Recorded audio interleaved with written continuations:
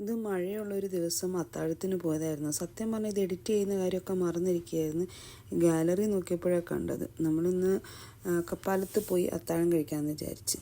അങ്ങനെ അത്താഴം കഴിക്കാൻ വേണ്ടി അവിടെ ചെന്ന് ഞാൻ മാത്രമേ ഉള്ളൂ ചോറ് കഴിച്ചത്. അവരൊക്കെ സിറാജ്ക്കായും മക്കളൊക്കെ പൊറോട്ടയും ബീഫൊക്കെ കഴിച്ചത്. സത്യം പറഞ്ഞാൽ നല്ല ബീഫ് വരട്ടിയതായിരുന്നു കേട്ടോ. ആ ബീഫ് വരട്ടിയതും ഈ ചോറും കൂടെ കഴിക്കാൻ അടിപൊളിയാണ്.